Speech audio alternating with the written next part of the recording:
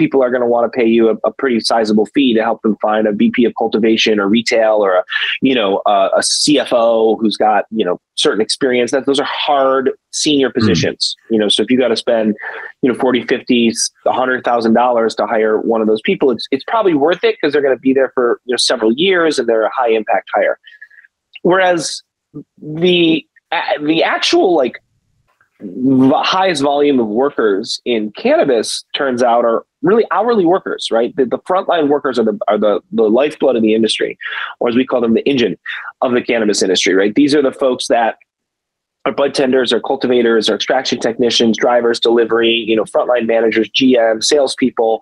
They're 85 to 90% of the workforce in cannabis falls into that category.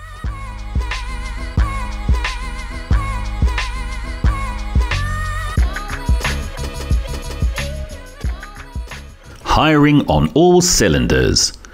Despite its unique challenges and achievements, the cannabis industry is like any other, powered by frontline workers. Without people to take on the critical day-to-day roles within a cannabis business, all the great strategy and inspired creativity we're accustomed to seeing would be for nothing. We catch up with Sloane Barbour, founder and CEO of Engin, the recruitment marketing platform purpose-built for emerging industries like cannabis that powers companies to recruit smarter, hire faster, and retain longer. Hello and welcome to the Lobsterpot podcast. I'm Dave Barton and you're Jamie Bonthron. How you doing, Jamie B? I'm very good, thank you. I cruelly cut down your intro that we didn't do before we started recording. Yeah. So I feel bad for now, but I'm not sure anyone would have got it. So maybe we'll have to save that on for another date. And I'll tease it now to build the anticipation around it. Yes. So we were talking about, apex predators, weren't we? That was it. That was particularly Randy Orton in particular, the wrestler, which may be slightly, it's not in everyone's purview. I mean, it is what it is. But the segue we were going to awkwardly make was the sort of when it comes to apex predators, people right at the top of the food chain, the people who are making stuff happen in the cannabis sector. Well, you want to speak to this guy, our guest today, who is doing exactly that at the intersection of tech, cannabis, all the crazy stuff. And he's got an absolute money name as well. It's Sloane Barbour. Welcome to the show, sir. How you doing? Dave, Jamie, thank you so much. That was probably the most interesting podcast intro I've gotten so far. Apex Predator. I like that. Yeah, it's in a good way, not as in you're going to eat up. Well, I don't know. I mean, depends how competitive you want to lean into it, but it's not a bad moniker to have, right? And and since you gave it to me, I think we'll let it stand, right? It's not one of those self-described predators. So, I can quote it on my Twitter profile and put Dave Barton after it, Please, you're welcome. We can sort out the royalties after. It's fine. But as CEO and founder of Engin, we can see the nice logo in the background there. Engin with only just the one E. So tell us more about Engin for those that don't know, and tell us a little bit more about yourself and what you're doing. Yeah. Well, thanks for having me. Great to see both of you. I'm the founder and CEO of Engin. Engin is the recruitment marketing platform for the industries of the future. We've built and launched our product focused specifically on the regulated cannabis industry, presently in North America, but over time globally as the industry expands. And we recognized a unique opportunity within cannabis because it was a emergent sort of brand new legal industry, but has had a storied history for centuries, millennia, as a plant medicine. And then more recently, over the last 100 years, as the story of prohibition and the war on drugs has marginalized and attacked, communities around the world, and specifically here in the States, communities of color. So a lot of the opportunity in an industry like cannabis, we feel, is really centered around building a high quality workforce and creating economic opportunity. And we launched Engin to power companies to be able to do just that through smart, affordable technology. It's a very nice, succinct way of doing that. It was absolutely nailed on the dot, as if. Thank you, Jamie. As someone who helped develop that brand, I'm glad I got the thumbs up from you too. Well, you can't take too much credit for it. It was obviously inspired by you guys and the work that you're doing. You know, you're out there and you've got a platform that you're growing and onboarding more people. How did you get into sort of that intersection between recruitment and cannabis and marketing? How did that kind of come about? Yeah, it's it's an interesting story that, I think I've seen a lot of other people who've gotten to cannabis have similar stories to myself, because it is a unique space that attracts, I think, some really bold and bright folks to work in it. And I'm really just honored to work alongside some great people in the cannabis industry and with my co-founder, Valerie, at Engin. And I ended up here, pretty intentionally. It was 2018, 2019 or so. I had been in tech, in recruiting, as a tech recruiter, and then working for HR tech companies and selling software to recruiters and to large enterprises, like Wayfair and WeWork and Amazon and Facebook, and then startups all over the globe. And there was billions, probably tens of billions of dollars invested in building tools for these companies, and service providers and recruiting agencies and software and ATS systems. And I was very much in that world. But as with anything that's been developing over decades, certain patterns and systems kind of become entrenched, and, certain categories are kind of dominated by people that have raised billions of dollars, and it becomes very challenging to compete. And even if you can compete and raise lots of money, that's not always the best strategy, because raising lots of money is not a victory, right? It's a invoice for a later payment that you're going to have to make so everyone can have their ROI. So I said, how can I take my knowledge of 12, 13 years in recruitment marketing and recruiting and HR technology and apply it to, an industry where we have an opportunity to build a really powerful next generation platform. And I took a few months off after working in tech, and I was at Yosemite National Park, of all places, riding my bike around. It was a beautiful day. I was on a solo journey. And I remembered that a friend of mine, Dave Belsky, had started a cannabis executive search and HR advisory company called Flower Hire. And I'd known Dave for a decade. And I was like in Yosemite, I'm like, I'm gonna call Dave. So I called Dave. Dave's doing great. Flower Hire's growing, 5-6 people, wants to grow it, focused in California, but needed someone that he trusted to help scale it nationally. And I just so happened to be in New York City for the past 10, 12 years. So I said, look, let me come learn about the industry. And I went to Hall of Flowers at Santa Rosa in 2019. I was kind of blown away by the people and the brands, and I had really not known much about cannabis as an industry. I had been, a fan of the plant, and I had actually been a medical patient previously. And, so I'd known about sort of some of the health benefits, which, were not widely talked about, obviously, up until recently, as it was mostly demonized.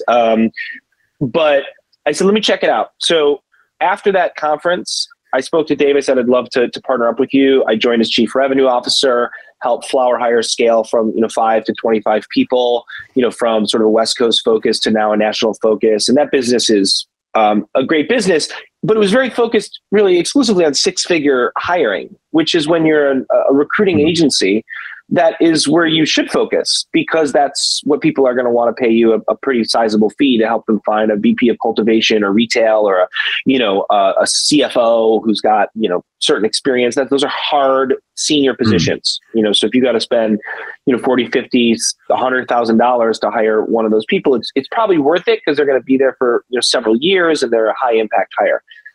Whereas the actual, the highest volume of workers in cannabis, turns out, are really hourly workers, right? The frontline workers are the lifeblood of the industry, or as we call them, the engine of the cannabis industry, right? These are the folks that are bud tenders, or cultivators, or extraction technicians, drivers, delivery, frontline managers, GM, salespeople. They're 85 to 90% of the workforce in cannabis falls into that category. And customers would come to Flower Hire and say, hey, we need to hire 150 bud tenders in Massachusetts to launch these 3 retail stores.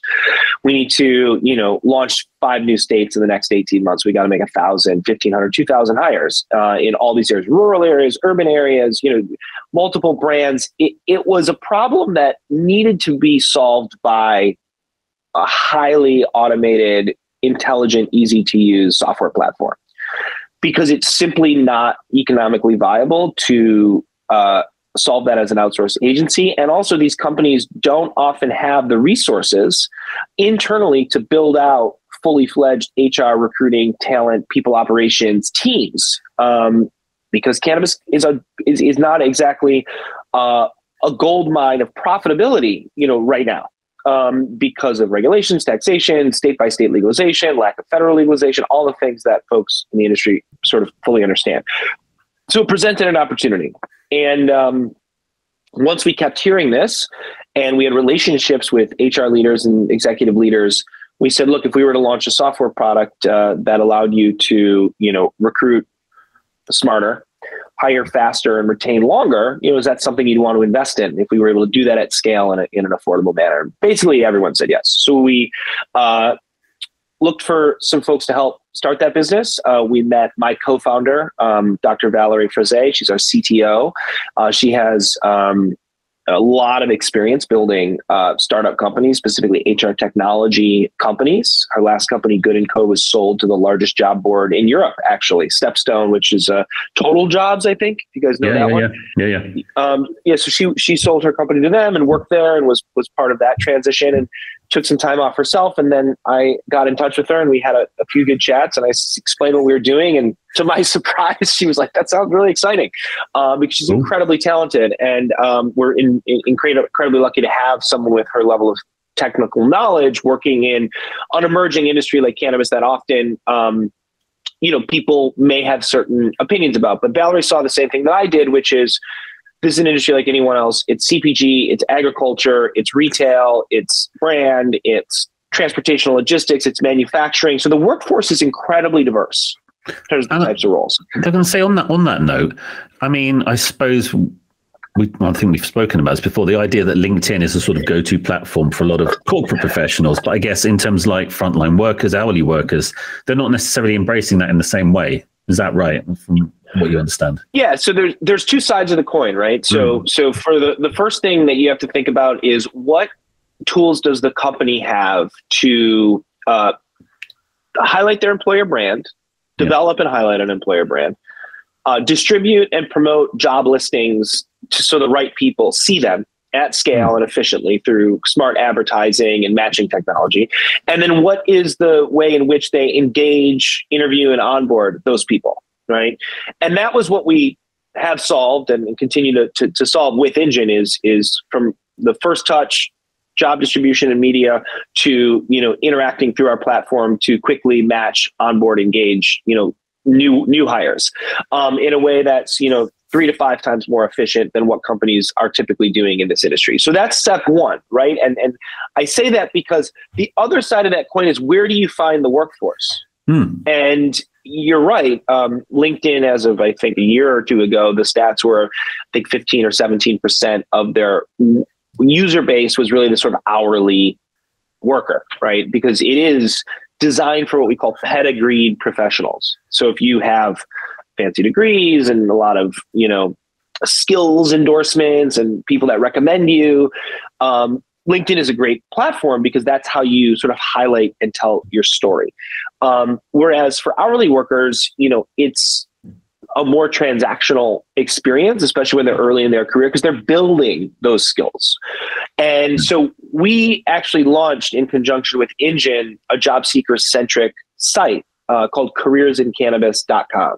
And careersincannabis.com is, as you would expect, a career site for cannabis professionals to learn about the industry, learn about companies, and apply to jobs, and also build their resume, manage their career trajectory, get insight into, negotiating salary. These are the things that is specifically designed for folks in the category of, hourly and sort of lower than sort of a director level. So it's giving them, since it's giving them the tools as well to do the things that they need to do to build their careers, as well as kind of like what you're customers, as in clients, the businesses need in order to kind of attract them. So it's two sides of the same coin. Exactly. So on one side, Engin controls the B2B, job distribution marketing. It's a full-fledged B2B enterprise software product. And on the other side, Careers in Cannabis is a full-fledged B2C consumer-facing job board. And you need to, in my opinion, having done this for a long time, you need to have what I call a dual brand strategy, because the tool is very different for each side, but where they meet is at this point of the actual match, right? When someone applies to a job and starts to engage with that company, whether it's through email or chat or any of the other features that we're building and launching in the future for people to customize their engagement. Now you're having a conversation. How is that? How well are you going to be able to articulate your value in that conversation? Well, you need resources, you need support to do that. And that's why we built, this platform, Careers in Cannabis, for the job seeker specifically. Yeah, it makes sense to cover both sides of it, because ultimately that's going to improve the quality of the interaction in between, isn't it? You're going to give the people on either side the best chance of interacting. You mentioned cannabis being like any other industry, which in many ways, absolutely. Obviously, it comes with its own stigma, its own difficulties, its own challenges in recent history and older. Do you think there's any specific challenges when it comes to recruitment or when it comes to finding a job on the other side of that coin in cannabis? Do you think there are any things that people are that you kind of get caught up in? Cannabis as an industry is definitely unique in the sense that no other industry has essentially been prohibited for 100 years, and over the last 20 years has slowly become more and more open and legal, but only on certain states, geographies, municipalities, and therefore there's a lot of education that needs to happen to the job seekers about what it really means to work in the industry. There's also no Bureau of Labor statistics or normalization to pay rate. There are a handful of unions, but it's not proliferated throughout the industry. And each state has its own regulations. And then you deal with issues with banking, 280E, and all sorts of other challenges that other industries do not struggle with. And that trickles down to the workforce. And what, sort of policymakers and regulators and the broader public needs to understand is that 500,000 people already work in this industry. It'll be 1.5 million by the end of the decade. Okay. That is a large industry. There's about 165 million, people in the workforce. So you're looking at, a full percentage point, which is meaningful when it's an industry that's in the first inning. And that is really still treated as kind of this opaque, misunderstood place. So all of that creates challenges around education, access, and sort of, I would say, this data normalization so that companies can pay people fairly, give them a career trajectory, and retain them, and compete with other hiring companies, whether it's Starbucks or Burger King or Facebook or anywhere else that's in their local communities, looking to hire people. And we're at an all-time low for unemployment rate, right now in February of 2023. And so this problem is made even more acute for cannabis companies because they need to hire a quality workforce, because ultimately it is going to be a CPG commodity industry, right? And when it's mature, you will have CPG brands, and those brands will need to have not only a consumer brand, but an employer brand, because your modern consumer today, they care about how you treat your employees. They care about how diverse your team is. They care about the fact that when they go into your store, the bud tenders are knowledgeable and, taken care of and well paid and are, so yeah, I love my job. I love working here. It's a great place. The industry is really cool. And so the employer brand is actually a lot more important than most people realize, because added up, the employer brand of all the cannabis companies, or especially the top 150, 200 cannabis companies, kind of equal the industry's brand. And if these companies don't take seriously their responsibility to hire and retain quality workforce, they will do so. They will ignore that at their own peril.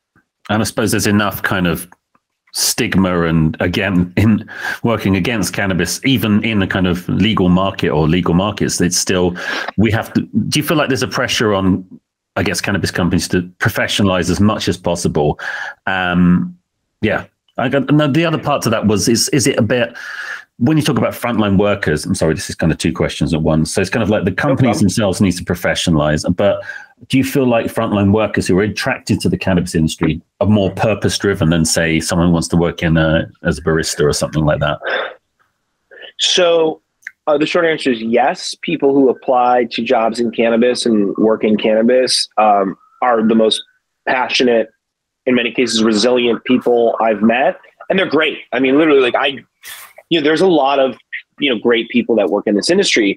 But it's a job still, right? You have to remember, this is someone's, hopefully their career, and they want to invest in themselves. They want to invest in the company. And I think a lot of people are really excited about the prospect of working in a new industry, starting at the ground level, having a lot of upward mobility. And we want to help enable that through technology and services, and through our partner network with education and, credentialing and access to jobs and to companies, help people discover their fit in cannabis and where they would work. And one of the interesting things we've seen, because part of what we do is we offer, personality quiz and a profile building and a resume building feature, so people can kind of see, and our sort of data can help to show them, hey, these are the best companies and best jobs in your area. These are the ones that are inside your commute preference range. And these are the ones that, you have retail experience and quick service restaurant experience. So you should highlight and look at these bud tender and inventory management jobs, because they're likely to be a better fit. And one of the questions we ask, as people are signing up is about, how adventurous and sort of risk tolerant they are. And we showcase to them that if they, aren't risk tolerant, and they indicate that that's not something that they are comfortable with, we'll tell them, hey, this industry presents more risk, generally speaking, than going to work for McDonald's or Gap or, Thomson Reuters, right? In the call center or in a retail store or wherever people might start their career. And we want to be clear about that, because I think there's a little bit of a romanticizing that happens around working in an industry like cannabis. And while some of it holds true, it is very exciting and there's a lot of new things happening, and you do get to work around cool people. And if you're passionate about the plant and plant medicine, you're doing something purposeful. But if you've ever been to a grow facility or a retail store in cannabis, I mean, retail stores, they could have 700, 800, 1,000 customers a day, for 5, 7, 10 bud tenders. And that's just on your feet, 8 to 10 hours, just checking people out, answering questions. So if you're not comfortable in that environment, you don't want a fast-paced role, and you're totally risk averse, like maybe right now, cannabis is not the best place for you to find a career and a job you will thrive in day one. But if you are interested in those things, and you have transferable skills, absolutely, let's get you that job, and then let's help you keep it and grow with that company, right? And give you the tools to negotiate your salary and all those things. So it's a little bit of like, I would say this sort of knowledge and education that you have to pass back and forth to really help people understand what it's all about. And at the same time, you have to power the companies with data so that they understand, what are people saying about them? What is their Glassdoor and LinkedIn and Indeed reviews? And I can tell you, spoiler alert, I don't think there's a single cannabis company, a large cannabis company on Glassdoor that has more than a 2.7 or 3 rating out of 5. So these companies are not doing a great job of this. And I think they really want to, and it's really not, I'm not criticizing them. Running a cannabis company is very challenging. However, it creates all sorts of problems for the rest of the industry when operators don't, take this seriously and invest in their teams. And so we want to be able to help both sides ultimately be successful. And it's core to our mission to help companies in cannabis and other emerging industries build a profitable, sustainable, and equitable workforce. I mean, it makes total sense. And going back to the earlier point, we were talking about the idea that maybe the top 150 companies are the industry brand more broadly. So if all of the top players are getting those sorts of reviews from people that have worked for them, it shows badly on the industry as a whole, doesn't it? And that's going to impact people who are up and coming and trying to grow a business in that space, in their ability to hire people that are excited to work for a cannabis company. So it is all, self-fulfilling, essentially. We're at the end of February now, but there's a good chunk of 2023 left. What are your plans? What are Engin's plans for the rest of the year? Have you got anything exciting lined up? We have a lot of exciting things lined up. And I'm very, very bullish on 2023. We are very thankful that we have incredible investors, partners, support. We have closed a seed round of funding, several $1 million. We have really strong sort of runway, plenty of time to iterate and to provide value to our customers. We have incredibly strong revenue growth, specifically over the last 2 quarters. And we have some of the best brands in the industry as our customers, Stizzy, Etain, Columbia Care, all across the country. And we're really just honored to be working with these companies that are investing in their workforce and the recruitment marketing and their employer brand. And so what we're excited about is, the continued growth of the space in emerging markets and what that offers to, I would say, kind of leapfrog some of the challenges that other states have encountered. And we've kind of seen this movie before. This is important. Like, it has been 10 years, since Colorado, Washington, California, Oregon, some of the first movers have legalized, right? And so we know kind of what works and what doesn't.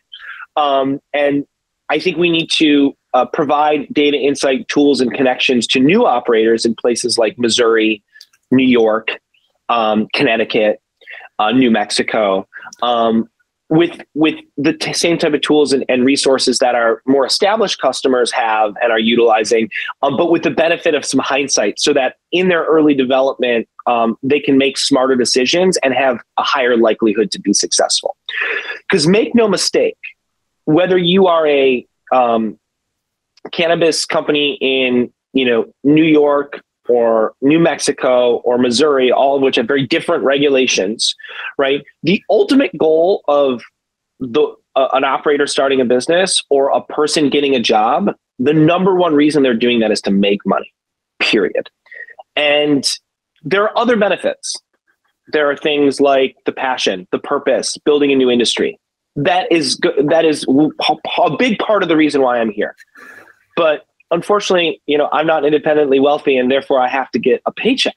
And so everyone needs to think that way first, because there's a lot of real good that can come out of legalization of cannabis, and it needs to have an impact and specifically benefit people who've been marginalized and really oppressed by cannabis prohibition, which is much more likely to be Black and brown and BIPOC communities and inner city communities. And so we're excited about being able to bring some of the, what I would call operational knowledge of building a successful, profitable business, and pair that with, especially in places like New York, where I am and have been involved in supporting the industry locally, pair that with, legacy operators, some of the card applicants, just as involved individuals, to get these folks successful and making money. Because if legal operators don't make money, the illicit market will continue to grow.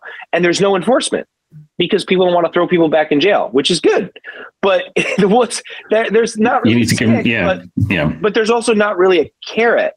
So if my friends in the legacy market in New York don't see some of these early operators be successful over the next 12 to 18 months, why would anyone want to, go through the rigmarole of applying for a license, finding real estate, opening it up, getting regulations, being taxed, to high heaven, all the different things. So I think our role, and what I'm excited about, is how we, as a team that has been now operating and partnering with cannabis companies, for 4 or 5 years, can help these organizations achieve their broader goals of equitable, sustainable, profitable, right? And in no particular order. I mean, those three things need to happen in lockstep over the next decade in order for this industry to really be a mainstream, thriving, successful industry that normalizes the plant, that normalizes consumption of cannabis, and that provides safe, quality products to consumers.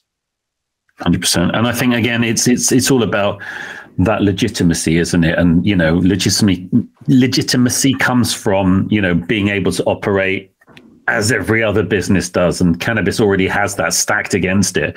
So when you have services like, you know, what you're providing and that makes it more legitimate for people to look at it as a career option, it just kind of makes sense. And that's what, in part, culturally will help to normalize it more, I think. Yeah, I agree. I mean, if, you know, you're around the dinner table, I mean, I've done this myself with, you know, my parents who, you know, we're not exactly, you know, hippies, right? They you know, didn't have an overly negative view of cannabis, but they were from the era in which it was demonized. And so they were a little apprehensive, but when I explained what I was doing, the company I started, who I partnered with, you know, my CTO's background, I mean, they were like, wow, this is like a legitimate industry and you've got a legitimate company. That's very cool. And now they're incredibly, you know, they've always been supportive, but they really understand because I'm able to say, you know, I'm working in it. I'm earning a living here. And that in and of itself, you know, a job is a legitimate thing, right? People having a job is a good thing. No, jobs are not political. It's like we want to create, you know, 60,000 jobs in New York in the cannabis industry. I don't think I've ever met a person who's like, that sounds like a bad idea, right? Everyone's like, oh, okay, well, that's a real meaningful amount of jobs. That's billions of dollars in payroll. Like we should probably figure out a way to do that, but let's kind of talk through it. And I think that's a totally fair point, and that's kind of where we are. But now we're moving into the phase, especially in these emerging markets, where it's like no longer talk about it. Like we got to be about it. Like we got to get these 60,000 workers into these gainful jobs as quickly as humanly possible. That's absolutely it. And that's the message going forward. Power on. Absolutely. Exactly. Start your engine. Start your engine. There you go. Start your engine. There we go. Bit of a nod to the brand there. But no, fascinating talking to you, Sloane. Thank you so much for coming on. And no, good luck with it all. And it sounds like you know, this is the start of things to come. It's you know, the engine's running. There we go. The engine is running, and very soon the cannabis industry will be hiring on all cylinders. There we go. Right? Love it. There we go. Thank you very much for joining us. Thank you, sir. See you soon. Thank you both.